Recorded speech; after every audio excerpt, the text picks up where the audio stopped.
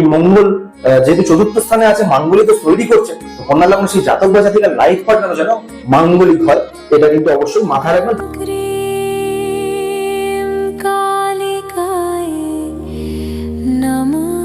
নমস্কার প্রিয় দর্শক বন্ধু, আমি অ্যাস্ট্রোলজার শ্রী সুমন চন্দ্র, আর আপনারা দেখছেন স্পিচ অফ অ্যাস্ট্রোলজি।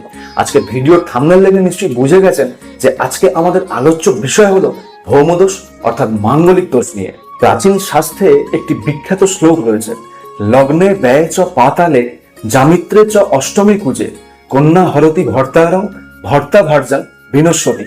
দর্শক বন্ধু, এই শ্লোক থেকে এটা বোঝা যায় কুজ অর্থাৎ মঙ্গল গ্রহকে বলা হয়েছে। তো এই মঙ্গল গ্রহটি যদি আপনার জন্মকুণ্ডলিতে লগ্নস্থান, চতুর্থ স্থান, সপ্তম স্থান, অষ্টম স্থান কিংবা দ্বাদশ স্থানে বিরাজমান থাকে, তাহলে কিন্তু আপনি ভৌমদোষ বা মাঙ্গলিক দোষে দোষী হয়ে থাকেন। অর্থাৎ যদি এই দোষ নারীর জন্মকুণ্ডলিতে পাওয়া যায় তাহলে তার স্বামীর প্রাণ হরণ হয়ে থাকে, আর যদি এই দোষ পুরুষের কুণ্ডলিতে পাওয়া যায় তাহলে তার স্ত্রীর বিনাশ হয়ে থাকে। কিন্তু প্রশ্ন হলো, এই শ্লোকটি সব মানুষের ক্ষেত্রেই কি সমানভাবে প্রযোজ্য? উত্তর হবে অবশ্যই কিন্তু না। কারণ শুধু মঙ্গল এই 5টি ভাবের মধ্যে যে কোনো একটিতে থাকলেই কাউকে মাঙ্গলিক বলা কিন্তু যায় না। প্রকৃত মাঙ্গলিক কিনা তা নির্ভর করবে তার জন্ম লগ্ন রাশির উপরে ভিত্তি করে। তো আজকের এই ভিডিওটিতে প্রাচীন শাস্ত্রের এই বক্তব্যটিকে আমরা জ্যোতিষীয় বিচার এবং বাস্তব অভিজ্ঞতার আলোকে জানবো। আসলে মাঙ্গলিক দোষ কি, কখন এটি কার্যকরী হয় এবং কখন এই মাঙ্গলিক দোষ ভঙ্গ হয়ে যায়। দর্শক বন্ধু, মাথায় রাখবেন এই ভৌমদোষ বা মাঙ্গলিক দোষ আপনার জন্মকুণ্ডলিতে লগ্ন রাশি থেকে কিন্তু বিচার্য, চন্দ্র রাশি থেকে কিন্তু অবশ্যই নয়। তো মাঙ্গলিক কথা অনুষ্ঠানে সকলকে স্বাগত জানাই। ভিডিওটি শিক্ষণীয় ভিডিও হতে চলেছে, তাই ভিডিওটি পুরোটি দেখার অনুরোধ রইল। যদি আপনার জন্মলগ্ন ভার্গ অর্থাৎ কন্যা হয়ে থাকে তাহলে এই ভিডিওটি একান্তই আপনার জন্য। এক্ষেত্রে মাথায় রাখবেন কন্যার মানুষেরা এই মঙ্গল গ্রহটি আপনার জন্মছকে তৃতীয় প্রতি অষ্টম প্রতি হয়ে মারক গ্রহের ভূমিকা পালন করে থাকে। তো প্রথমে লগ্নস্থানে এই মঙ্গলের ক্যারেক্টারকে দেখুন। এক্ষেত্রে লগ্নস্থানে যাদের মঙ্গল থাকে কন্যা লগ্নে, অবশ্যই কিন্তু এটা মাঙ্গলিক দোষে দোষী সেই জাতক বা জাতিকাকে অনেক বেশি বৃদ্ধি করে থাকে। অর্থাৎ মাঙ্গলিক দোষ কিন্তু এই জন্মছকে পাওয়ারফুল হয়ে যায়। এই জাতক বা জাতিকার জীবনে লড়াই কিন্তু অনেক বেশি হয়ে থাকে। অর্থাৎ অষ্টমপতি লগ্নে থাকার কারণে এদের জীবন কিন্তু খুব বেশি স্ট্রাগলের হয়। অর্থাৎ এরা ছোট থেকে অনেক বেশি স্ট্রাগল করতে করতে একটা সময় গিয়ে এরা কিন্তু স্বাধীন চেতা সম্পন্ন হয়। অর্থাৎ এদের যে হাজবেন্ড বা ওয়াইফ হয় তারা কিন্তু এদের কিছুটা স্বাধীনতা মেনে নেয় না। অর্থাৎ এই লগ্নস্থানে মঙ্গল হাজবেন্ড বা ওয়াইফের সাথে প্রায়শই কিন্তু দেখা গেছে কন্যা লগ্নে জাতক বা জাতিকার অবশ্যই কিন্তু মতবিরোধ হয়ে থাকে। অর্থাৎ মতানৈক্যের একটা সিচুয়েশনকে কিন্তু ক্রিয়েট করে দেয়। অনেকদিন চলতে থাকে কোনো অশান্তি, অর্থাৎ দুজনের মতানৈক্য হওয়ার কারণে অনেকদিন কোনো একটা অশান্তি চলছে, পরে গিয়ে কিন্তু সেই হাজবেন্ড এদেরকে ছেড়ে চলে যায় কিংবা সেই ওয়াইফের সঙ্গে একটা ছাড়াছাড়ি এদের হয়ে থাকতেই দেখা যায়। এক্ষেত্রে এই লগ্নস্থানে মঙ্গলের স্বাস্থ্যহানিরও কিন্তু একটা লক্ষণকে প্রকাশ করে থাকে। অর্থাৎ স্বাস্থ্য কিন্তু এদের কখনো ভালো যায় না। এক্ষেত্রে এই মঙ্গলের দৃষ্টি সপ্তমে থাকার কারণে বিবাহিত জীবন কিন্তু এদের অশুভ হতে দেখা দিয়ে থাকে। যদি এই মঙ্গলের সাথে গুরু প্রেজেন্ট থাকে কিংবা দেখা গেল সপ্তমে হয়তো গুরু প্রেজেন্ট আছে বৃহস্পতি, কিংবা একাদশপতি চন্দ্র দেখা গেল সপ্তম স্থানে প্রেজেন্ট আছে, মঙ্গলের সাথে দৃষ্টি বিনিময় করেছে, তাহলেও কিন্তু অবশ্যই এই মাঙ্গলিক দোষে খণ্ডন হয়ে যায়। এই মঙ্গল যদি 0 ডিগ্রি কিংবা 29 ডিগ্রিতে প্রেজেন্ট থাকে তাহলেও কিন্তু মাঙ্গলিক দোষ খণ্ডন হয়ে যায়। আপনি মাঙ্গলিক দোষে দোষী, এক্ষেত্রে আপনার যে লাইফ পার্টনার হবে তাকেও কিন্তু মাঙ্গলিক হতে হবে বলে জানবেন। এরপর চতুর্থ স্থানে মঙ্গলের ক্যারেক্টারকে দেখুন। দেখুন, চতুর্থ স্থানটা ধনু রাশি, মঙ্গলের বন্ধুর ঘর অর্থাৎ বৃহস্পতির ঘর। কিন্তু তাও মঙ্গল যেহেতু মারক গ্রহ কন্যা লগ্ন সাপেক্ষে অবশ্যই কিন্তু জাতককে মাঙ্গলিক দোষে দোষী করবে। এক্ষেত্রে সুখের জায়গায় মঙ্গল, অষ্টমপতি সুখের জায়গায়, তাহলে সুখে কিন্তু বিঘ্ন কিন্তু এদের আসতে দেখা যায়। এই মঙ্গলের দৃষ্টি, চতুর্থ দৃষ্টি সপ্তম স্থানে স্পাউসের জায়গায় থাকার কারণে স্পাউস রিলেটেড সুখে কিন্তু এদের ঘাটতি হতে দেখা গিয়ে থাকে। এদের জীবনে অনেক দিন ধরে কিন্তু একটা মতানৈক্য, মতবিরোধ ইত্যাদি কিন্তু এদের স্পাউসের সাথে চলে থাকে। এক্ষেত্রে এই মাঙ্গলিক দোষ থাকার কারণে অবশ্যই কিন্তু অনেক সময় দেখা যায় কন্যা লগ্নে চতুর্থে মঙ্গল সপ্তমে দৃষ্টি দিচ্ছে যেহেতু, এক্ষেত্রে এদের ডিভোর্সও কিন্তু হতে দেখা যায়। তো এই মঙ্গলের সাথে যদি গুরু প্রেজেন্ট থাকে চতুর্থ স্থানে তাহলে কিন্তু মাঙ্গলিক দোষ খণ্ডন হয়ে যাবে। এই মঙ্গলের সাথে যদি চন্দ্র প্রেজেন্ট থাকে একাদশপতি তাহলেও কিন্তু কিছুটা মাঙ্গলিক দোষের ঘাটতি হবে। এই মঙ্গল যদি ধরুন দেখা গেল এই মঙ্গলকে শনি কোনোভাবে দৃষ্টি দিচ্ছে তাহলেও কিন্তু মাঙ্গলিক দোষ খণ্ডন হয়ে যাবে। এক্ষেত্রে এই মঙ্গলের ডিগ্রি যদি 0 কিংবা 29 ডিগ্রিতে মঙ্গল প্রেজেন্ট থাকে তাহলেও কিন্তু মাঙ্গলিক দোষ খণ্ডন হয়ে যাবে। তো এক্ষেত্রে এই মঙ্গল যেহেতু চতুর্থ স্থানে আছে মাঙ্গলিক দোষ তৈরি করছে, তো কন্যা লগ্নে সেই জাতক বা জাতিকার লাইফ পার্টনার যেন মাঙ্গলিক হয়, এটা কিন্তু অবশ্যই মাথায় রাখবেন, তাহলে কিন্তু বৈবাহিক অনেক খারাপ জায়গাগুলো কিন্তু কম হতেই আপনারা দেখতে পাবেন। তো এরপর সপ্তম স্থানে মঙ্গলের ক্যারেক্টারকে দেখুন। কন্যা লগ্ন সাপেক্ষে সপ্তম স্থানে মঙ্গল অবশ্যই কিন্তু জাতক বা জাতিকাকে মাঙ্গলিক দোষে দোষী করে থাকে, কারণ মঙ্গল এক্ষেত্রে মারক গ্রহে ডাইরেক্ট সপ্তমে প্রেজেন্ট। বৈবাহিক জায়গায় কিন্তু জাতক বা জাতিকাকে অসুখী করে থাকে বলে জানবেন।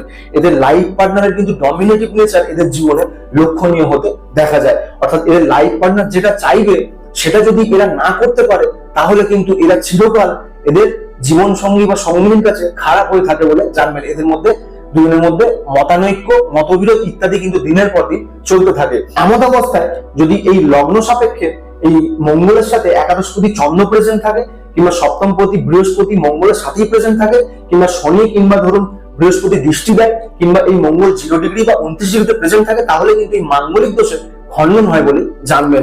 এক্ষেত্রে খণ্ডন হলেও অবশ্যই কিন্তু কন্যা লগ্নের সপ্তমে মঙ্গল জাতকের লাইফ পার্টনারকে মাঙ্গলিক দোষে কিন্তু কিছুটা দোষী থাকতে হবে, তাহলে কিন্তু এদের বৈবাহিক জায়গা শুভ হতেই দেখা যাবে। তো এরপর অষ্টম স্থানে মঙ্গলের ক্যারেক্টারকে বুঝুন। অষ্টম স্থানে মঙ্গল কিন্তু অবশ্যই মাঙ্গলিক দোষে দোষী জাতককে করে। এক্ষেত্রে অষ্টমপতি অষ্টমে থাকার কারণে মঙ্গল বিপরীত রাজ্য পথে দেয়, কিন্তু এক্ষেত্রে এই অষ্টমে মঙ্গল অবশ্যই কিন্তু মাঙ্গলিক দোষে দোষী জাতককে করে থাকে। তো এই অষ্টমে মঙ্গল থাকার কারণে এদের যারা স্বামী বা স্ত্রী হয় তাদের কিন্তু মুখের ভাষা অনেক বেশি খারাপ হয়ে থাকে, অর্থাৎ এদের স্পিচের জন্য বা এদের মুখে করা কথার জন্য বা এদের ডমিনেটিভ কিছু নেচারের জন্য অবশ্যই কিন্তু কন্যা লগ্নের সেই জাতক বা জাতিকা পীড়িত হয়ে থাকে বলে জানবেন। যদি এই জাতক বা জাতিকা এদের শ্বশুর বাড়ির কথায় উঠে বসে তাহলে কিন্তু সম্পর্কতে বৈবাহিক সম্পর্ক ভালো থাকতে দেখা যায়, আর যদি সেটা না করে তাহলে কিন্তু অবশ্যই সম্পর্কে কিন্তু একটা ভাঙন আসতে দেখা যায়। তার শ্বশুর বাড়ির জায়গায় কিন্তু অনেক বেশি ডিস্টারবেন্স ক্রিয়েট হয়, যাদের কন্যা লগ্ন সাপেক্ষে অষ্টম স্থানে অষ্টমপতি আছে। অনেক সময় এই বিপরীত রাজ্যের ফলেই মাঙ্গলিক দোষ প্লাস বিপরীত রাজ্য, এর ফলে অবশ্যই মঙ্গলের যখন দশা বা অন্তর্দশা চলে এদের কিন্তু দুইবার বিবাহ হতেও দেখা যায়। এক্ষেত্রে এক্সট্রা ম্যারিটাল অ্যাফেয়ারও কিন্তু এদের জড়াতে দেখা গেছে। এই মঙ্গল যদি এখানে 0 ডিগ্রি কিংবা 29 ডিগ্রিতে প্রেজেন্ট থাকে তাহলে কিন্তু মাঙ্গলিক দোষটি খণ্ডন হয়ে যায়। এক্ষেত্রে যদি বৃহস্পতির দৃষ্টিও পড়ে কিংবা শনি বা চন্দ্রের দৃষ্টিও পড়ে তাহলেও কিন্তু এই মাঙ্গলিক দোষ খণ্ডন হয়ে যায় বলে জানবেন। তো এরপর দ্বাদশ স্থানে মঙ্গলের ক্যারেক্টারকে বুঝুন। দেখুন, কন্যা লগ্ন সাপেক্ষে দ্বাদশ স্থানে যখন মঙ্গল থাকে কারো জন্মছকে সে কিন্তু মাঙ্গলিক দোষে দোষী হয় বলে জানবেন। অবশ্যই অষ্টমপতি দ্বাদশে হচ্ছে একটা বিপরীত রাজ্য, কিন্তু তাও আমি বলবো যে এই মঙ্গল দ্বাদশে থাকলে অবশ্যই কিন্তু আপনার লাইফ পার্টনারকে মাঙ্গলিক থাকতে হবে বলে জানবেন। এক্ষেত্রে এই মঙ্গল দ্বাদশে থাকার কারণে এদের বেড কমফোর্টে কিন্তু ঊর্জা অনেক বেশি বৃদ্ধি করে, যেহেতু এটা অগ্নি রাশি, সিংহ রাশি। সেই সিংহ রাশি অগ্নি রাশিতে মঙ্গল অগ্নিগ্রহ যেহেতু প্রেজেন্ট আছে অবশ্যই কিন্তু এদের বিচারিতা ভাব মনের মধ্যে এসে থাকে। তবে কন্যা লগ্নের দ্বাদশে মঙ্গল অনেকাংশে দেখা গেছে এদের প্রথমবার বিবাহ ভালো হয় না, এদের দ্বিতীয়বার কিন্তু বিবাহ ভালো হতে দেখা গিয়ে থাকে। তো এক্ষেত্রে এই মঙ্গল যদি 0 কিংবা 29 ডিগ্রিতে প্রেজেন্ট থাকে, কিংবা এই মঙ্গলকে যদি বৃহস্পতি চন্দ্র অথবা শনি কোনোভাবে দৃষ্টি দেয় তাহলে কিন্তু এই মঙ্গল তার মাঙ্গলিক দোষে খণ্ডন করে, অর্থাৎ এই মঙ্গল কিন্তু মাঙ্গলিক দোষ জাতক বা জাতিকে খুব একটা দেয় না। কন্যা লগ্নের দ্বাদশে যাদের মঙ্গল আছে শেষে একটা কথাই বলবো, অবশ্যই কিন্তু বিবাহের আগে জন্মকুষ্ঠী মিলিয়ে বিবাহ করবেন। মাঙ্গলিক কোনো জাতক বা জাতিকা দেখেই কিন্তু আপনাদের বিবাহ করতে হবে এক্ষেত্রে, তাহলে কিন্তু বৈবাহিক জায়গা কিছুটা ভালো হতে আপনারা দেখতে পাবেন। ডিভোর্স বা সেপারেশন এই ধরনের কোনো খারাপ ঘটনা কিন্তু ঘটবে না বলে জানবেন। দর্শক বন্ধু, অনেকে জিজ্ঞাসা করে থাকেন যে মাঙ্গলিক দোষ কি আদৌ কাটানো যায়? তো তাদের উদ্দেশ্যে বা সকলের উদ্দেশ্যে এটাই বলে থাকি যে মাঙ্গলিক দোষ কিন্তু আসল কথায় কাটানো যায় না। যদি পুরুষ মাঙ্গলিক হয় তাহলে তার স্ত্রীকে মাঙ্গলিক হতে হবে, আর যদি নারী মাঙ্গলিক হয় তাহলে তার স্বামীকে অবশ্যই কিন্তু মাঙ্গলিক হতে হবে, বা তার সামঞ্জস্য কিছুটা কম বেশি থাকতে হবে।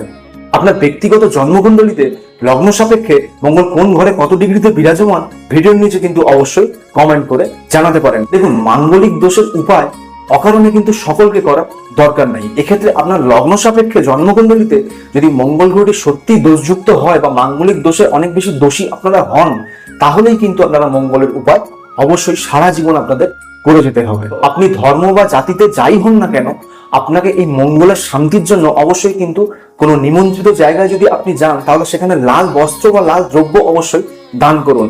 কোনো নিডি মানুষকে অর্থাৎ কোনো দুস্থ মানুষকে তামার পাত্র বা তামার বাসন আপনারা দান করতে পারেন। আপনার হিমোগ্লোবিন লেভেল যদি সঠিক থেকে থাকে তাহলে অবশ্যই কিন্তু আপনি বছরে 2 বার হলেও রক্তদান করুন। এছাড়াও খেজুর বা গুড় আপনারা দান করতে পারেন। এছাড়াও যারা সনাতনী বা হিন্দু আছেন তারা দেবী বগলামুখী পূজা করতে পারেন।